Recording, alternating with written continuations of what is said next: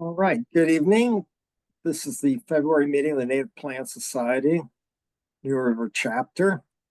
And this evening, we'll start the meeting out with the acknowledgement they're doing before each meeting. This land where we live was historically Tutelo-Monacan. However, our ancestors or ourselves arrived here in the New River Valley. We're learning a new way of managing the land for biodiversity, which connects all of us to who lived on this land and will live on this land. This gift of native habitats that were managed so well for tens of thousands of years by the Tutelo-Monacan people and their ancestors now needs all of us working together to preserve it for future generations. All right, the meeting is a very special meeting here. We're going to have Professor Stockton Maxwell from Radford University speak tonight on dendrochronology. He earned a master's of forestry and a doctorate of geography from West Virginia University. Before joining Radford, he worked at Penn State as a postdoc scholar in the Vegetation Dynamics Lab, housed in the Department of Geography. Maxwell's research interests are focused on vegetation dynamics, disturbance history, and modeling with an emphasis on dendrochronology. Dr. Maxwell has conducted research from Virginia to Maine, California, Nevada, and even Mongolia. So welcome, Professor Maxwell. I appreciate it. Thank you for that introduction. So do you guys want me to get started and do the screen share? Okay, let's do this. Let's see.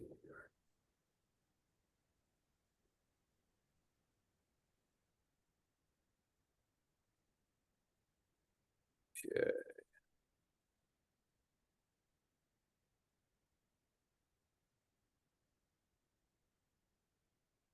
Okay, can you guys see that full screen? Somebody give me a yes.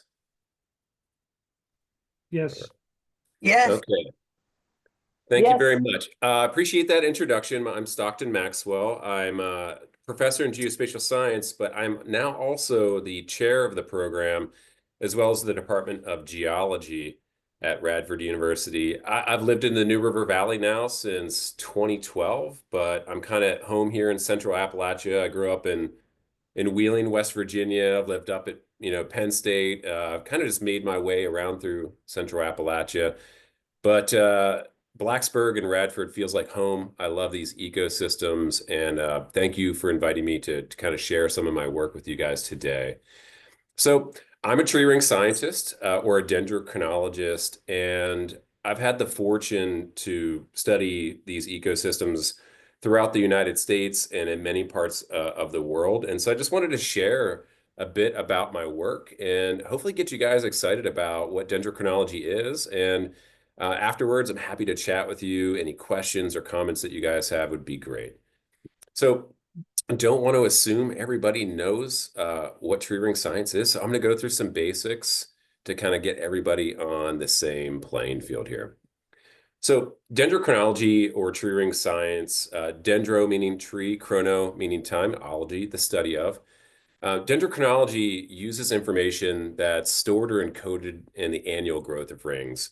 Now, this information, it could be the width of the ring, it could be the number of cells, it could be something about the chemistry of the tree, like the amount of carbon or oxygen stored inside of it.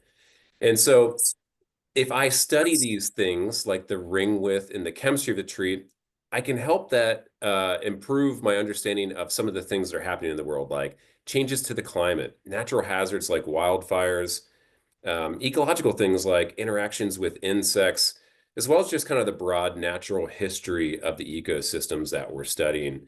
And the idea here is that most of the things that I study as a tree ring scientist have an application to them, a reason why I'm doing them, a benefit to society. And so with each of these projects I'm going to talk about the reason why we're doing it and why it's important. Now, I'm going to give you a bit of a lesson here on how tree ring scientists collect data and do their work first, before we get into more of the science and the projects. So just to make sure we are on the same page, this is a tree. The anatomy of a tree, kind of starting from the outside in, we've got our bark, but it's the area where we have the vascular cambium there, that kind of green line through there. that's the area where the cells are dividing and where anything that happens in the environment begins to get recorded in the growth of the tree. So if it's beginning to grow when it's dry outside, that's going to affect the tree growth. Trees can't move, they can't individually migrate. They have to endure whatever changes in the environment occur, and that gets stored as those cells grow. Now, most of the activity of the tree is in those outside cells or outside ring or two, where the water and nutrients are moving up and down the tree. You have the sapwood also storing a lot of water, but then when you get to the heartwood, that's mainly just to keep the tree upright. It's mechanical. It stores a lot of the waste products from the tree. But what I'm really studying is how the environment is affecting that growth and that vascular cambium where the cells are dividing and being shaped by their environment. Now, to examine these tree rings, I'm going to concentrate today just on the width of the rings, and I'm going to be studying some different species and talking about some different species here. Some are softwoods like gymnosperms and conifers. You see the red pine tree there. Other ones are hardwoods or angiosperms, and we have an example here of a red oak on the right side. Now, the trees in this region of the world, kind of the mid-latitudes, Virginia, West Virginia, they start growing late April, early May, and this is an area where we have the early wood, these lighter cells. Those lighter cells start growing. Sometimes they're using nutrients that they may have even stored from the previous year to begin growing this year. Now, as the tree begins to slow down its growth into August or so, it'll start putting on these thicker cell walls and gives the appearance that the cells are darker. And so that's where we see the late wood. And then the tree stops growing, of course, in the autumn or in the fall as temperatures begin to drop. And this is an adaptation so that trees don't have all of this water moving up and down the stem while they could freeze and frost could shatter some of the cell walls. Oaks have a similar growth pattern of early wood and late wood, but the cells look a bit different. Oaks are really great because they have a strategy when they start out growing in the spring, they just put on these big, huge vessels and it just starts pumping water up and down the tree so that as soon as those leaves come out, they can start photosynthesizing. Then, after a few weeks of those cells dividing and growing those big vessels, they'll put on what we call the late wood as part of the red oak tree. And then again, it stops in growing the ring in the fall and the leaves fall off the tree. And so that's kind of the annual cycle for both conifers and hardwoods in this region of the world. Now, I'm a geographer by training. All of my degrees are from West Virginia University. I kind of got a varied background in forestry and geography. And then if you guys want to hear my undergrad degrees in psychology. So I kind of got like a whole mixed bag of education. But one of the reasons why I loved forest ecology and geography was I got to spend a lot of time outside. Because I kind of grew up like that, walking through the woods, hiking, mountain biking, and I still do all that stuff. And so I've gotten to travel for a lot of my work. This beautiful photo you see here, this is just outside the northeast gate of Yellowstone National Park. Actually, those mountains in the background there with the snow. If you go on the other side of that, that's Yellowstone National Park. So this is the Beartooth Highway, if you guys have ever been through that region, just phenomenally beautiful. And this is also an area where I've been teaching a workshop and collecting a lot of data. And so I'm going to tell you a bit about what that field work entails here. And so you can see this one cut in the tree. That's an old growth tree that's all twisted and gnarled. And we used a chainsaw to remove a section of the tree, but kind of left the rest of it there as a habitat tree for other species. But typically what we do is we don't always use chainsaws because that can be damaging to trees, especially living trees. We typically use what's called an increment borer. It's this T-shaped drill with a hollow bit, and you use just manual effort and you drill it into a tree.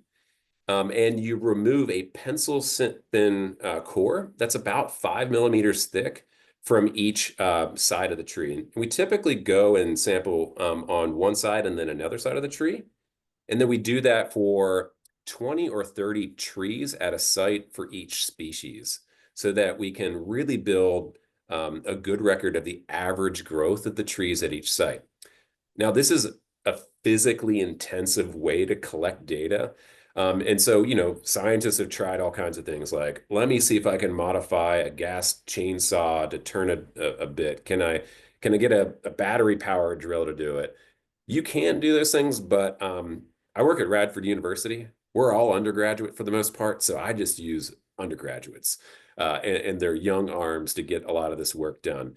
And so these can be intensive field days, but for me, it seems like I'm on vacation because I get to spend a day in the woods. And so it's intensive, but it's rewarding to do. It's very tangible science. You can see it.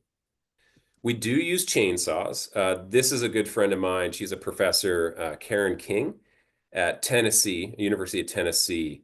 And she is an excellent sawyer. She was removing a partial cross section from this standing dead tree.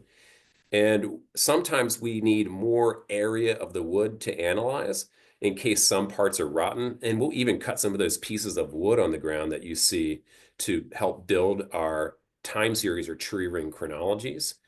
Now, this is a more intensive effort, and so we only do it when we really have a reason to cut dead wood on the ground, or occasionally live trees for some of the fire history work that I'll be talking about later.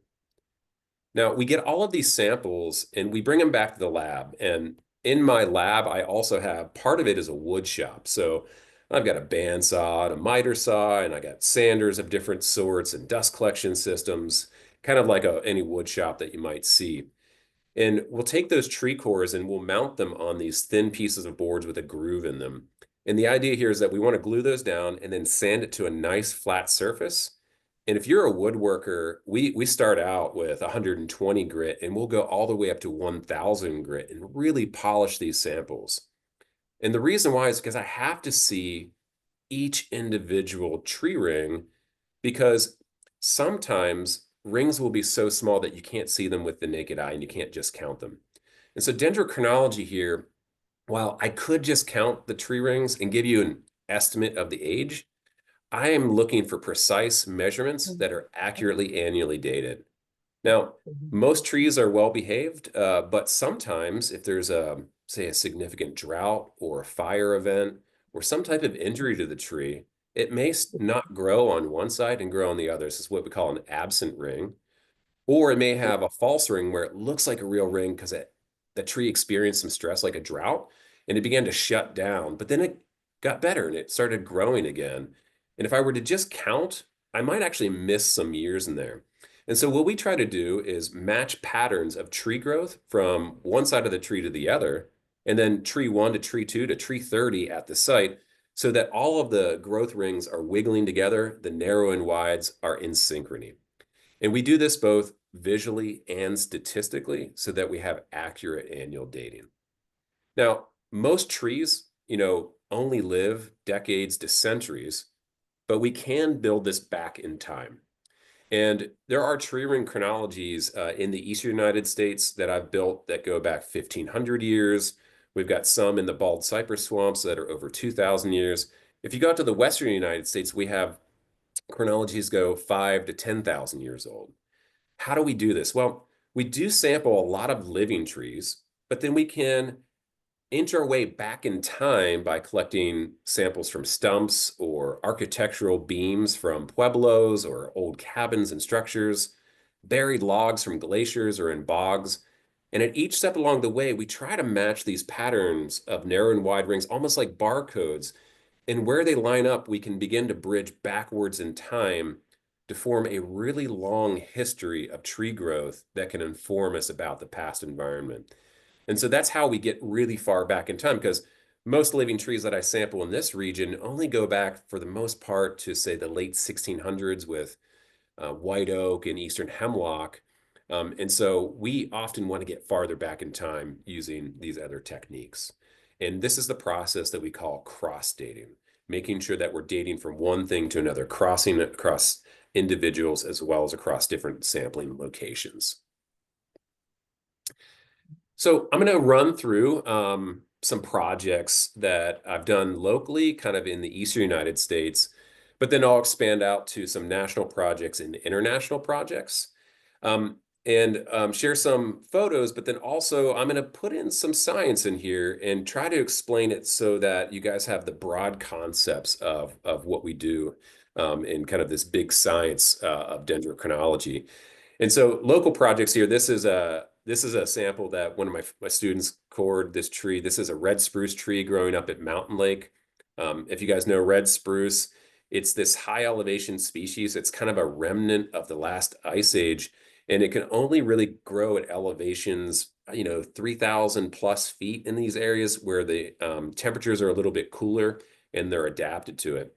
And so a local project where my students and I were studying up there, looking to see how these red spruce trees were responding to modern changes in climate, to kind of understand and anticipate how the species will adapt to the warming climate that we're seeing now and then continuing into the future.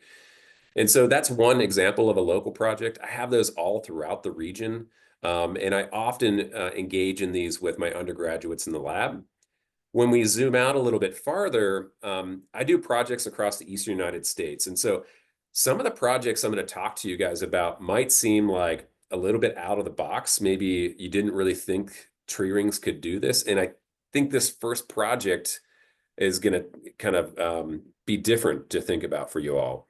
So we can use trees to help us reconstruct or understand the past history of stream flow in rivers. And the way this works is that trees are recorders of the environment, and they respond to many of the same things that rivers do.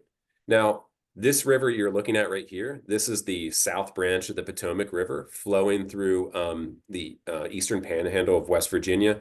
And if you guys have been through here, this is called Smoke Hole Canyon. Just on the other side of the mountain is Seneca Rocks. It's a wonderful area. Spent many summers doing field work in those mountains in the Monongahela National Forest. And I remember seeing this river and thinking, I wonder if the trees can tell us something about the history of this river. And it turns out they can. And so what we do is we go look for really old trees. Now, we don't always look for trees next to the river, and I'll tell you why here in a second, but we look for trees that are really sensitive to changes in drought and precipitation. This is on a mountain called Cave Mountain in Monongahela National Forest, and it's a unique ecosystem. And for plant people, you're going to love this if you ever get up to these. These are called limestone cedar glades, and they have red cedar trees that grow like large bonsai trees, twisted and gnarled stems, and then dead wood that just lays on the ground, sometimes for hundreds of years without being touched. I've dated the oldest known living tree in West Virginia on one of these rocky outcrops, and it was over 730 years old, and I didn't even get to the center of it. Some of these, I've seen dead pieces of wood that have grown over 900 years long, and that is an incredible history of the environment. Also on these limestone glades, there's a lot of rare and protected flowering plant species that you don't see anywhere else than these kind of intense, low nutrient, basic limestone communities, but really unique and also these wonderful and recorders of the environment because of the red cedar trees. So why would I sample all the way up on this limestone outcrop to talk about tree rings and stream flow? Well, trees are just like a river. And the reason why is because a river and the amount of water that's flowing through it is really controlled by two major things: how much precipitation comes in, and then the shape of the basin. Is it a really steep basin or is it a really gentle basin, and how fast does that runoff occur? Well, trees are kind of the same way, where they respond to how much precipitation is falling and grow a bigger ring. And they also respond to how steep the slope they are on. So if they're on a steep slope, the water doesn't stick around very long. And so we can develop this statistical relationship, not like a direct one where this tree on the New River here is got its roots in the water. It's the trees that are actually really sensitive to changes in precipitation that can tell us about how much water is in a river. This is my students and I out on the river, and that's my son Forrester paddling on the river, taking my students out for a little bit of an experience there, just on the city of Radford. So I'm going to kind of broaden out. This is a part of a bigger project. So I was studying the Potomac River Basin, but I was also studying the Beaverkill River that services New York City and the Flint River that services the Atlanta metro area. And the idea here is that in each one of these basins, you can see the triangles, circles there. Each one of those is a tree ring chronology. And each site can tell us about the past history of stream flow in our basins. And so we do these collections all throughout the river basins to construct a statistical model about the past history of the water in those rivers.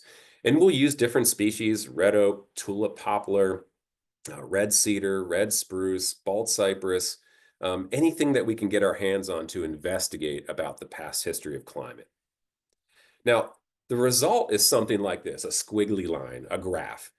And so let me just walk you through this. We're looking at the stream flow or volume of water in cubic meters of water flowing per second through a river. This is something commonly recorded at the U.S. Geologic Survey flow stations or gauges. And what we did is we reconstructed back to 1675, the black line showing the annual values of the amount of water flowing through the river. The red line there is to highlight how it changes over decades. And one of the things that we've seen looking at the past several hundred years is that the recent decades are actually wetter than they have been for the past few centuries. And this is somewhat interesting because we often think, oh, well, the world's getting hotter, it must be getting drier. Well, in the eastern United States, in particular the mid-Atlantic region, it's actually the warmer air holds more moisture, and we're getting heavier rain events and more stream flow going through our rivers. And you can see some of the peaks there where we have high flow events that haven't been seen in the past 300 years. And so the idea that we had was if we can put what the modern record is in the context of past centuries, we could probably better inform water resource managers in DC and New York and Atlanta on how to manage for changing conditions by understanding what has happened in the past. And these rivers are not only critical for human consumption, but for ecosystems too. And as we have increasing demand on these, we need more intelligent and data-informed strategies for water resource management. So that's an example, and I've done these types of projects in other areas of the United States too. Now let's get a little bit closer to home. New River Gorge National Park, one of America's newest national parks. I've been working in that park since I was doing my master's degree in 2005. And it's a very special place to me, a really interesting cultural and ecological history of that area. And I've had the fortune to partner with the Park Service on a couple of projects, as well as my buddy Tom Salatiga, who's a tree ring scientist and geographer from Concord University in Southern West Virginia. And Tom and I have been doing research for quite a while together. Let me just say, it's always great to have good colleagues to work with. We spent so many weeks in the field doing this, and making good science with great application has been kind of a hallmark of what I've done. And it just makes your life more enjoyable when you have good collaborators and you feel like you're doing meaningful work for like the Park Service. And so we started working with the Park Service as well as U.S. Forest Service in this region. And they wanted to know, well, fires burn around here, but how often did they burn in the past? Um, could we use fire as a management tool using prescribed fire, good fire on the landscape to meet some objectives like increasing biodiversity, decreasing fuel loads and hazards of wildfire? And they were interested in doing this, but they didn't have any information about the past. And so that's where tree rings came in. So at each of the sites that we study, we try to understand kind of the history of those sites. Well, starting in the late 1800s, mining and the railroad came into the New River Gorge, and there were dozens, if not, I think, well over 100 small mines, as well as some rather significant ones like Kmore and Nuttleberg, that were big sources of wildfire. So the railroads, the machinery sparking, these fires would burn up the slopes. And then at the top, there are what we call the rimrock pine communities. These are with pitch pine and Virginia pine primarily, and a couple high elevation areas might get some table mountain pine. And what we saw walking through some of these forests is that some of these trees had been scarred or injured by fire. And we were like, well, I wonder if it was from some of the mining activity in the bottom of the gorge and fires moved their way upslope.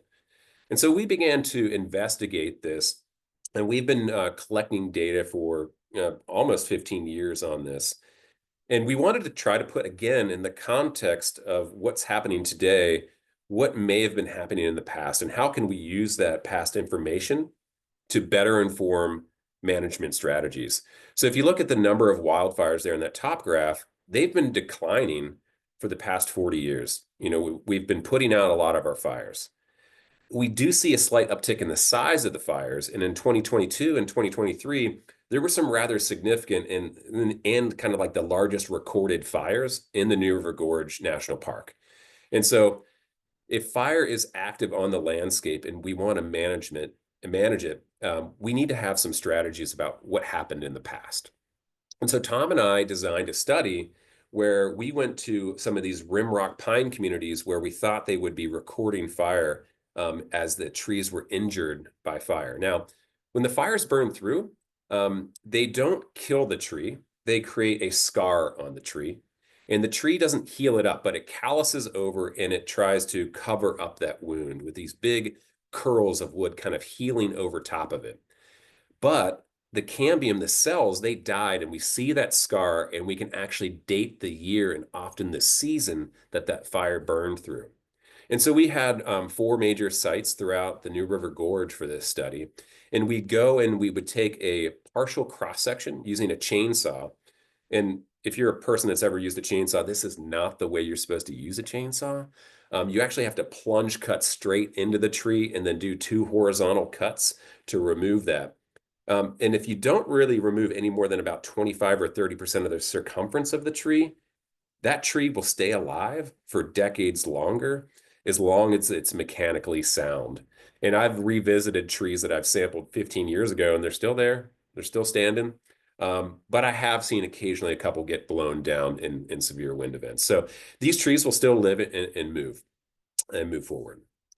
So here's what a sample looks like, nice and polished up. This is that same sample from the tree. And you can see it's recorded 1, 2, 3, 4 different fire events. Now, these fire events are different than the Western United States where we've seen out in California, those apocalyptic fires. These are what we call low intensity ground fires. The flame lengths may only be up to your knee or your thigh. And they're burning off the duff in the litter from the previous growing season's leaves. And if the fire is burning that kind of low intensity, the trees will get injured, but they'll survive and they will grow over it. And you see each one of those healing curls there. We can also look at the seasonality, like in that early wood, late wood that I showed you earlier. And a lot of these fires in New River Gorge in central Appalachia are occurring in the dormant season. And this is typically in November or in March when there's no leaves on most of the trees. And occasionally they happen when the trees are beginning to grow in, say, May or in June. And this is what we call an early wood fire. But most often they occur in those fall periods. And you guys have probably seen that. That's when we have a lot of fires in this region. So putting this all together, we have the top graph showing the horizontal timeline of each of the sites. Those gray and red bars, they represent fires, events, and the red ones represent fires that were recorded by multiple trees at each site. So what you can see here is all the way back into the late 1800s is that fire was actually occurring pretty frequently. And sometimes it was occurring every 2 or 3 years, maybe every 5 to 10 years in some periods of time.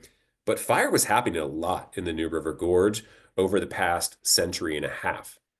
Now, we also can infer the extent of these fires if they've burned across multiple locations. And as people began to settle into the region, the railroads established back in the late, around 1780. And then when Babcock State Park nearby was established, and then when the mines closed, we see that these fluctuations in industrial history and in populations in these locations led to big peaks and changes in the fire that was present on the landscape. And then eventually the park was established and we really started putting out most fires. That's beginning to change as we see the value of good fire on the landscape, and now we can give data-informed strategies. So this is timely because the Park Service is working on their prescribed fire plan. They're also interested in understanding if maybe native peoples use this fire in the same way. Well, we don't have data that far back, but we do see from charcoal records in the soil that native peoples were likely burning the landscape because the New River Gorge was a travel corridor. But we can't go back to the 1930s when fire was burning crazy, like, every 2 or 3 years. That'd probably be too intense for people. So what we've suggested is that we put prescribed fire in the landscape, say every 3 to 10 years, change the season of burn to get different effects in biodiversity, and try to do smaller, more concentrated fires near people, and then larger fires that are more infrequent in the parts of the park where people don't go too often. And so now that this work is being incorporated into the new plan for New River Gorge, they have a data-informed strategy, and that's what we really love to see. So we've got stream flow, we've got fires in the east. Let's look at some projects kind of outside of the Central Appalachian Zone here. If you guys know this lake, this is Lake Tahoe. This is one of my favorite places in the United States. Except for the tourist traffic, this is one of the most beautiful places I've been able to do research. Spent a couple of summers out there studying the remaining old growth pockets of forest out there, seeing how they respond to changes in climate, reconstructing the history of forest and wildfire out there. And I've also taught workshops out there too. So that's a near and dear place to my heart. But I also love the really big Rockies and the Cascades along Oregon and Washington. So I've had the opportunity to go out there, and this is Mount Rainier that you see in the photo, and you see these volcanoes that have glacial activity on them. And as we were out there teaching and doing a workshop, we began to wonder about the amount of snow in the mountains and how climate change might be affecting our what we call the snowpack.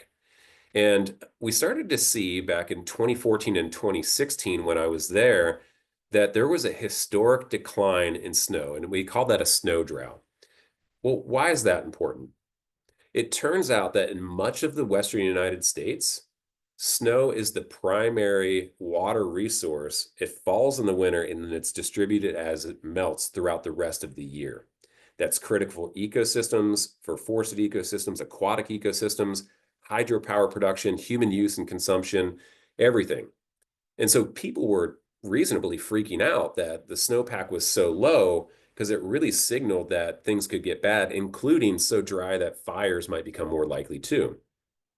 So tree rings to the rescue. What we try to do is go and sample trees that are most responsive to changes in the amount of snow is there. And so this is at an area that we call tree line, right on Mount Rainier, where we have tree species like Engelmann spruce and subalpine fir growing.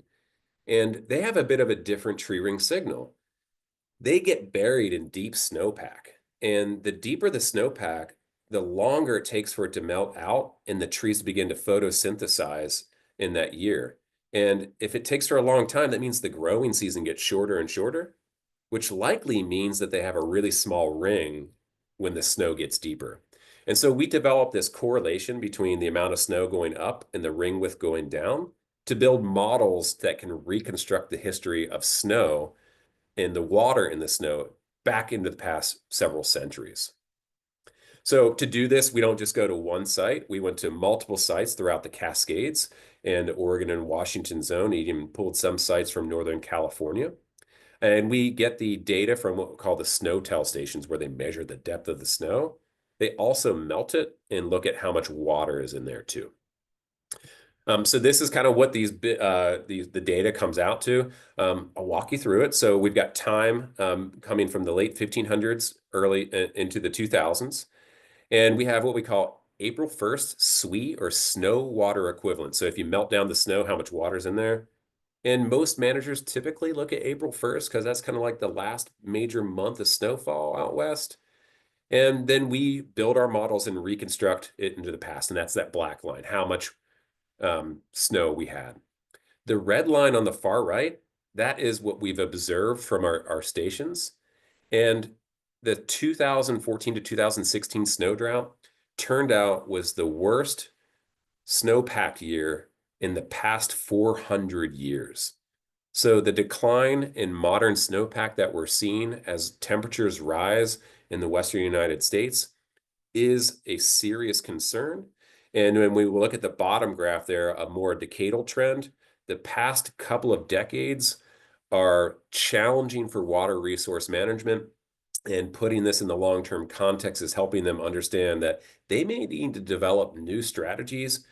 If snow isn't falling in the winter, it's actually coming down as rain as the temperatures in the wintertime begin to warm even more. And so again, dendrochronology and dendroclimatology is all about placing in context what we see now in the past decades to centuries. Back out to Wyoming, to the Beartooth Pass here, we were studying fire history. And I don't know if you guys know this, but back in 1988, and you guys probably remember this, there was a massive wildfire that burned substantial portions of Yellowstone National Park and even over into this valley, into the nearby Sunlight Basin. And this was such an intense event that it torched much of the landscape, and mortality was near complete in some of these areas.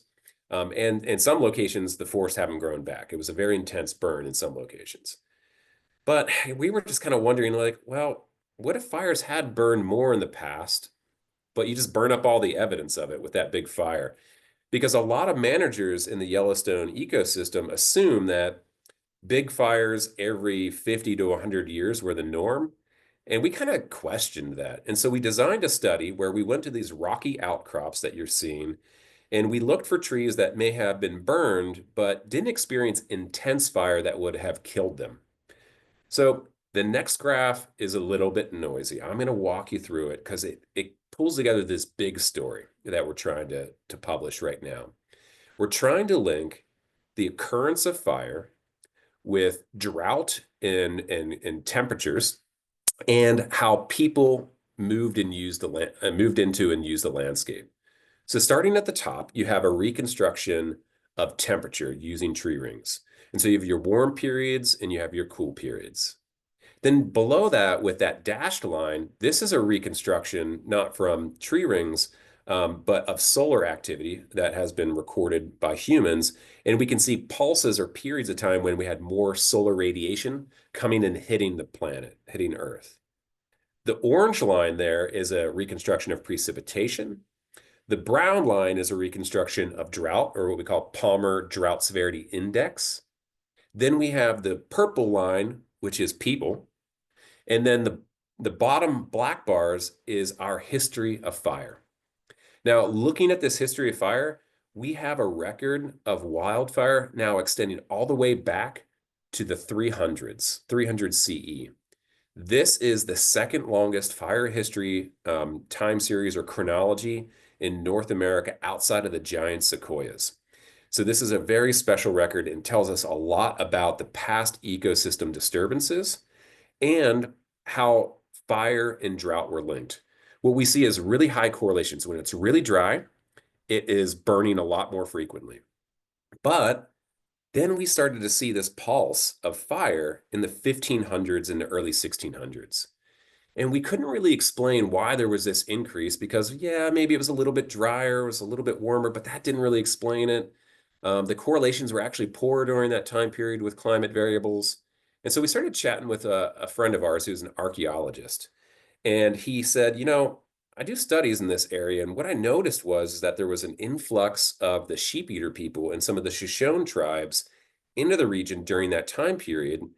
And they were likely using fire to drive bighorn sheep as game and to encourage regeneration of species that they preferred.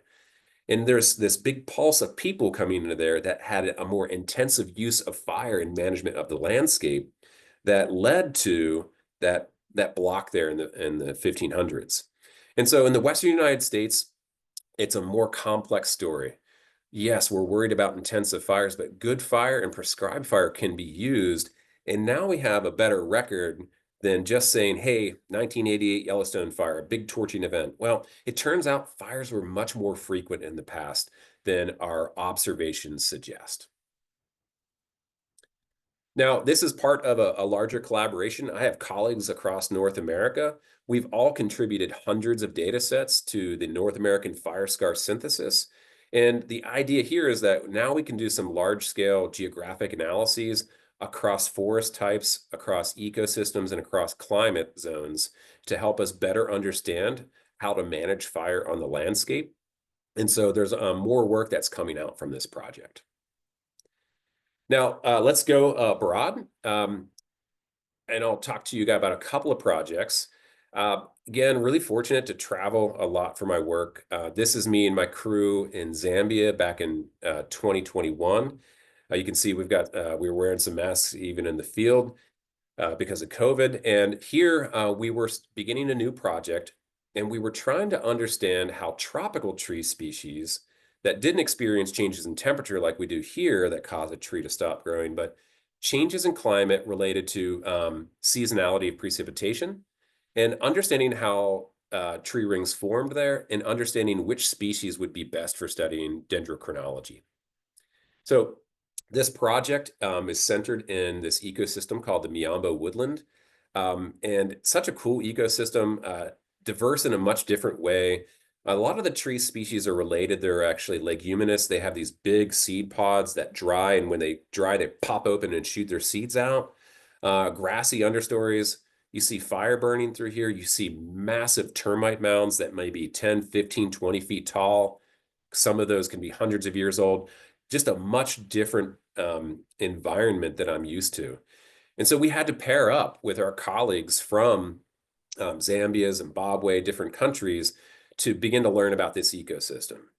And this has led to, right now, I have a brand new National Science Foundation grant to study the tree response to precipitation changes and drought changes in sub-Saharan Africa, and to reconstruct the history of precipitation for the past 200 years. And so for that project, we'll be sampling all across sub-Saharan Africa for the next 3 summers. But each summer that we go there, we are now teaching the African Dendrochronology Field School that I helped co-organize and instruct at. And the goal here is that we don't need researchers coming from the United States and Europe all the time to do work. What we're trying to do is build capacity with our colleagues in African countries and educating them on the uses of dendrochronology and the techniques so that they can study their own ecosystems and solve their own management challenges. Having done this with faculty from Indiana State University, Brigham Young, and other universities in Europe to bring that education to Africans. And so we've taught the workshop 3 years in a row, and we will be doing it for the next 3 years as a part of our National Science Foundation grant.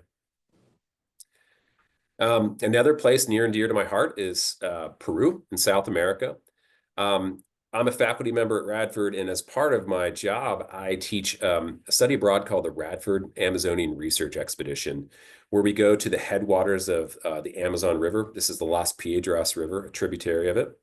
And we do a lot of engaged research projects, including dendrochronology. And so these are just some projects that I'm working on. You can see how diverse these ecosystems are. It's it's just like amazing. Like anything you look at, you're like, what's that? And it's like, it's a new species. We don't know what it is. But there's these awesome charismatic megaflora, these beautiful trees, Brazil nut trees, that same nut that you can buy in the store, grow 100, 150 feet tall. The smallest trees might be like, a meter in diameter, and the larger adults are 3 meters in diameter. And we will take these really long increment borers and collect tree cores from them. And we're trying to answer some basic questions like, how old are these trees? How fast do they grow? Have they experienced any disturbances? And so in bringing students down there to do some of that work is pretty critical. We also studying other species that are important to the systems down there, like ironwood. It's an illegally harvested tree. It's a protected species.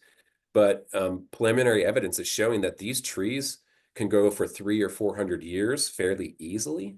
And we don't even know how old some of them are because I can't get to the center of them. It's pretty phenomenal. Now, as an educator, And a scientist, I make all of my data available through the National Centers for Environmental Information. Any published research and that's publicly funded should be put up on these web pages, and you can download and examine the data for yourself. And my colleagues use my data in other projects. I'm also the director of the Dendrochronology Field School here in North America. And I've been teaching and running this for well over a decade now. This year, it's being held at Mountain Lake Biological Station just outside of Blacksburg here in May. And if you guys are interested, we'd love to have you. This is it's kind of a scalable type of field school where we have an intro level group for people that like, hey, I've heard about tree rings. And I'm like, okay, we're going to teach you from the ground up how to build a tree ring project. And then we have more advanced groups that do climate modeling and things like that. But it is a little bit of something for everybody, from undergraduates to professors to people that want to learn a new skill. So if you're interested, you guys can search for the Tree Ring Society and find the Dendrochronology Field School link, or shoot me an email at rmaxwell2@radford.edu. And then finally, as an educator, I host a web page for Dendro Help and a YouTube channel with a bunch of more technical videos on how to do tree ring analysis. The idea here is that we have colleagues from across the world that would love to learn this science, but they don't have a professor, they don't have a department, and they need some help. And so I just saw this need and I just started helping people informally. And then it just became a thing. And I made a bunch of videos to help people out. And so if you're interested, you can check out that too. Oh man. Okay, that's it. That's all I got. Thank you guys for your patience and letting a scientist ramble about the thing that he loves for a while. I'm happy to chat with you guys and take any questions.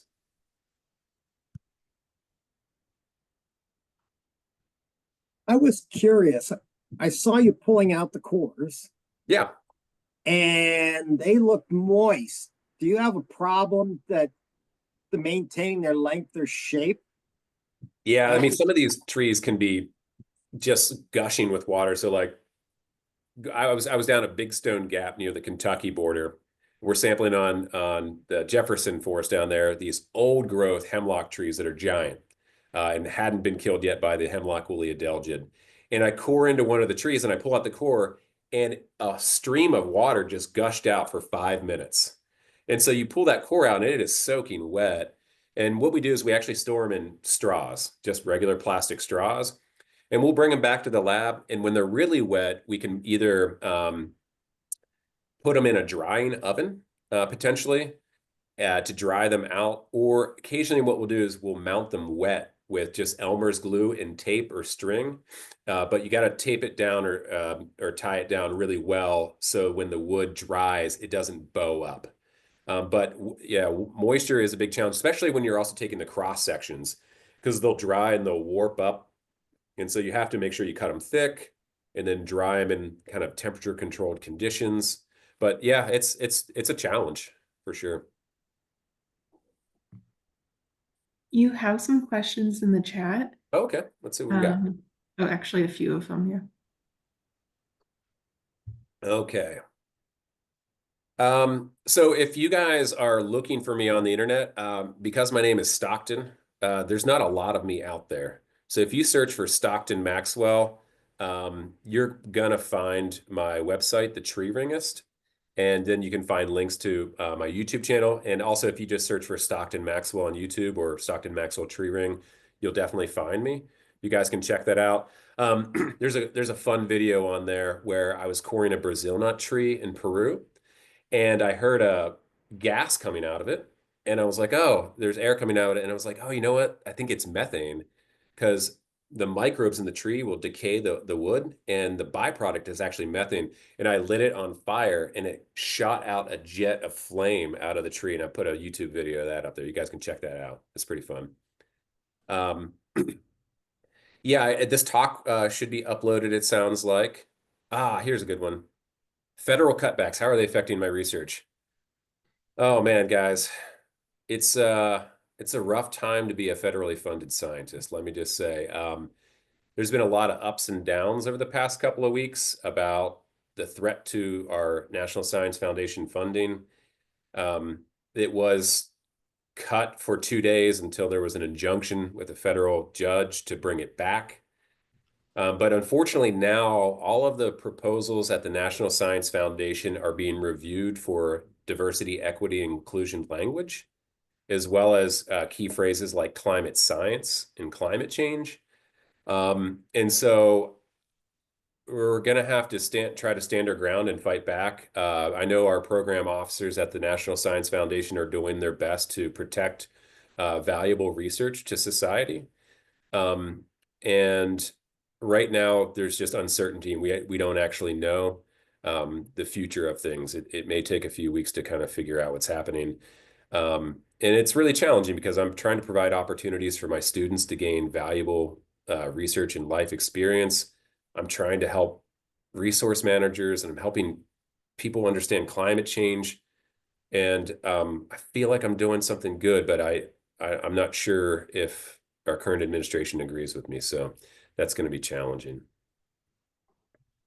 Regan says, great talk. Some questions. So when we sample an area, we typically try to choose species that are kind of critical to our work. And so if we're studying wildfire, we often are sampling pine trees because they don't decay as rapidly as oak trees and other species when they get injured. Or we're trying to find trees that are more sensitive to drought than some other species. So you might say, I'm going to sample a chestnut oak tree rather than a hemlock tree because they'll be more sensitive to drought. And so we typically have a purpose for where we go sample. And your sampling strategy may be changed based off of your research question as well. Now, the process of actually doing the dating, it used to be a very manual process where we'd actually graph out the widths of the rings on graph paper. Then we started using high precision measurement systems underneath a microscope. Now I sand down the samples and I scan them at a very high resolution between 2,000 and 6,000 DPI, dots per inch. So I can now measure them in a software program to date those, doing the image processing. And if you're really interested in that stuff, I could ramble on more. I do have some good colleagues at Virginia Tech. I know there has been some great people in the forestry program. I have a colleague over there, Carolyn Copenhaver, who's doing some great dendrochronology work. And a lot of that work has informed me. I look at the way I do science as standing on the shoulders of giants, like many scientists do. And I'm trying to carve out some new knowledge that I can contribute. And so I often do rely on my colleagues from these other programs. Now, I haven't studied the connection between climate and sunspot activity, but that was actually one of the first things that A.E. Douglas, the founder of dendrochronology, studied in Arizona. He was trying to look at sunspot cycles because he was an astronomer, and then he invented a new science to study it. It was pretty crazy. He came up with dendrochronology. How does tree coring affect the tree? This is a great question, and this is one that I often have to chat with people about, especially when I'm working on private land, because people have pride in their trees. People have pride in their land, and I do too. And so I typically try to help them understand that coring a tree leaves about a 5 millimeter hole in it, and trees are adapted to compartmentalizing those areas pretty rapidly. Most trees that I've sampled will cover up that hole and grow over it within a season or two. And they will compartmentalize that area with a chemical boundary around it. And so it won't really affect the tree too much.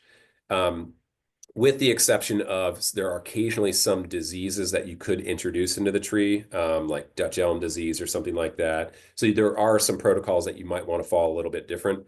Otherwise, trees are just really good at healing themselves, and it doesn't bother them. And then I typically also say, hey, you remember the ice storm that just happened 3 weeks ago? And it just ripped branches out of the oak tree in your yard? That tree is going to live, right? They're adapted to responding to injury. And then we got a question here about historic buildings. So you guys probably are well aware of the American chestnut tree and the chestnut blight that came through and wiped out the species, at least the majority of it, in our region. And there is an archive of that wood in a lot of our old cabin structures throughout central Appalachia. And as part of my work, I've sampled some of those cabins, but I have colleagues that specialize in it. They actually call it dendroarchaeology. And we have now dozens of cabins that colleagues of mine have sampled throughout central Appalachia, but also kind of throughout the United States and throughout the world where people will collect wood samples from different objects. But the American chestnut trees, white oak trees that are often used in those cabins, they were growing right there where the cabin was. So it's a really good local record that would never be, you couldn't sample because the species doesn't exist anymore. And so it's now becoming an important resource to extend tree ring chronologies back in time, because we don't have trees that are 600 or 700 years old all the time, right? And so there's some cool stuff there. Um, and I could probably send you some references, things that you might be interested in, Dwayne, if you want to shoot me an email. And I would love for you guys to come and attend the workshop, Dwayne, if you were interested. I see that here too. So we got information on live trees to assess dead trees. Yeah, so dendrochronology can be used to do a whole bunch of different things. I often joke that like dendrochronology could solve the world's problems because it seems like tree ring scientists will try to apply the science to anything. But we do try to date when trees died. And so, for example, I had a student, Luke White. We were working on a project at our Salo Conservancy property, part of Radford's campus, and we saw that the white ash and the green ash trees were dying back from the infestation of emerald ash borer. And some of the trees had already died, and we wanted to see if we could find out when they died. And so we were actually able to get death dates and also even see the decline of trees before you could really see the infestation of the emerald ash borer. And so there are a lot of ways that you can see the effect of these insect outbreaks on a tree and then see how it affects the tree growth. So yeah, a lot of stuff for reconstructing the history of insect outbreaks has happened too. Oh man, I think I got most of the things in the chat. But oh, you've got one more just popped up. Bristlecone pine in the White Mountains, California. So bristlecone pine, if you guys don't know, is one of the longest lived tree species in the world. And as like a single stem of a tree, they are probably the oldest individual like stem of a tree or any living thing in the world. Now there's some clonal organisms that we could talk about, but just a single stem, bristlecone pine can live up to 5,000 years old. Unfortunately, I haven't gotten to see that charismatic megaflora. I mean, like, I mean, it's just it's like it would be like going to church to go walk through the groves of the bristlecone pine. But I haven't gotten an opportunity to do that quite yet. But I'd love to get out there. It'd be a cool ecosystem to study. All right, y'all. You got anybody want to just open your mic and talk? If not, your brains are probably full of dendro.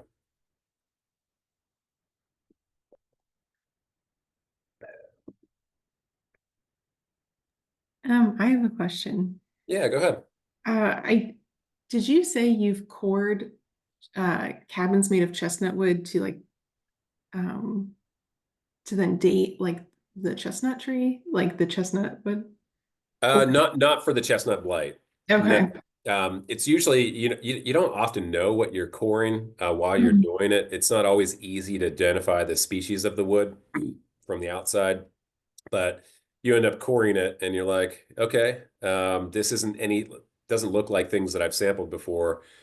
And so I have to look at like archival samples to identify, oh no, that's actually chestnut. Um, and you don't see it everywhere. You know, in some areas down here, we had extensive chestnut populations, but it kind of varied. It was like kind of some of the ridge top areas, not always down in the valleys. And so it turns out a lot of people actually just built with whatever trees were on their property.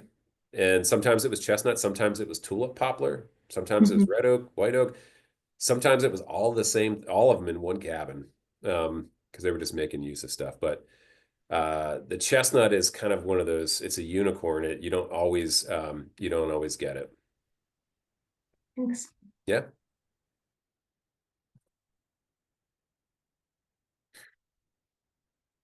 Anybody else got questions? I'm happy to chat.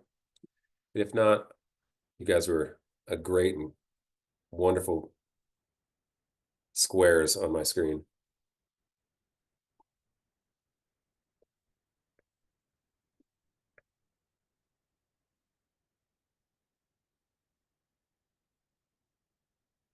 All right, looks like I probably wore you guys out. That was really fabulous. Really appreciate taking the time to teach us some pretty interesting things. I did not expect the water flow. Yeah. The fire, I was thinking was a possibility, but not the water flow. That's pretty interesting. Yeah, I had no idea when I started doing this work that I would be studying those things. I was a forest ecologist, and now I study paleoclimatology and fire history and all kinds of fun stuff.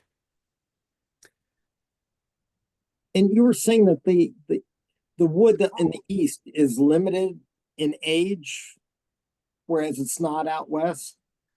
Yeah, a lot of that has to do, well, with two major things. One is we essentially have logged the majority of the East United States from the late 1800s into the early 1900s. The pockets of old growth that we see are often very limited in size, sometimes just a few acres. And it may just be for some random reason that somebody didn't make it to that valley or that steep slope. And so we're a little bit limited on that. There's also just the limitation of age on some of the species. And so, white oak can grow 300 to 400 years old. If you sample a white oak, say, if you guys ever hiked on the War Spur Trail up at Mountain Lake, along that trail, there are 300-year-old white oak trees that you're just walking right past. And they're just beautiful trees, but that's just one small pocket that's left there. They're limited in their age. They typically don't get more than 400 years old.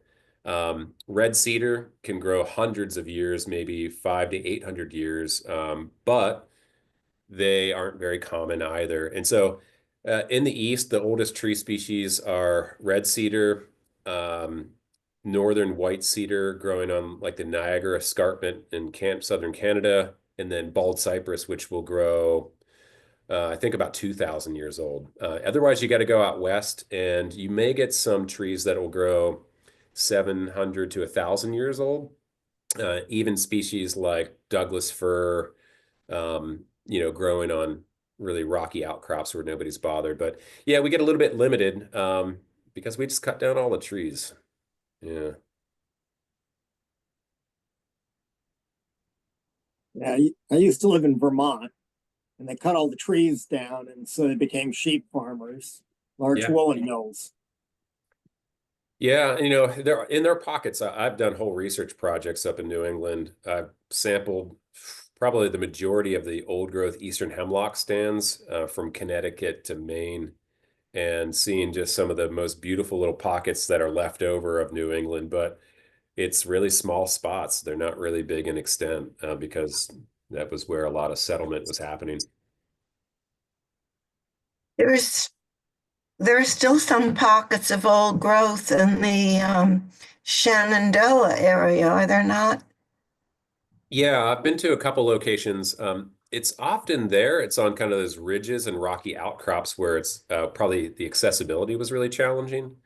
Right, Um, or sometimes some like the deeper kind of gorges where it would have been difficult to drag logs out. So that you might even see like old growth hemlock trees that are down in there. Unfortunately, with hemlock, most of the eastern United States has been hit by the hemlock woolly adelgid, so they've been right. threatened. Thank you. Yeah, you're welcome.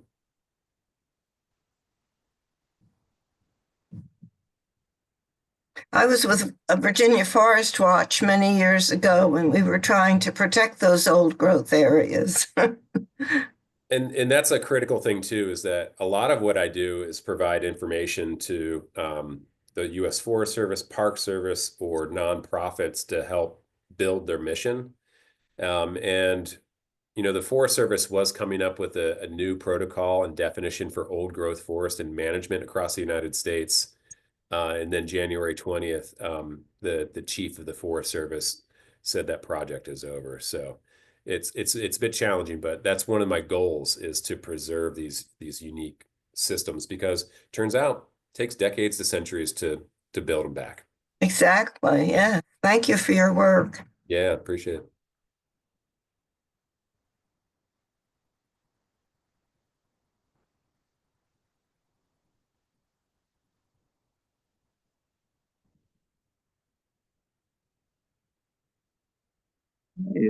If there are no more questions, I think we should thank Dr. Maxwell for his time and close out this evening's meeting.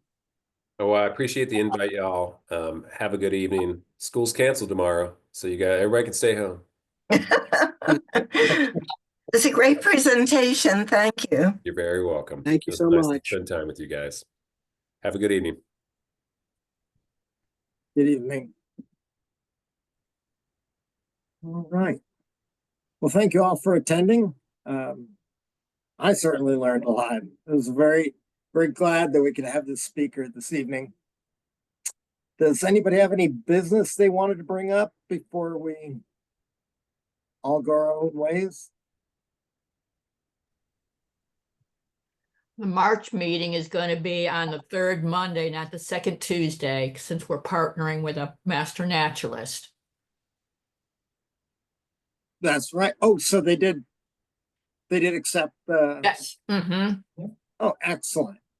Excellent. So we'll make sure that we send out lots of reminders so there isn't confusion next month. All right. Any other business issues? Okay, great. Thank you all for attending, and we'll see you next month at the joint meeting. Thank you.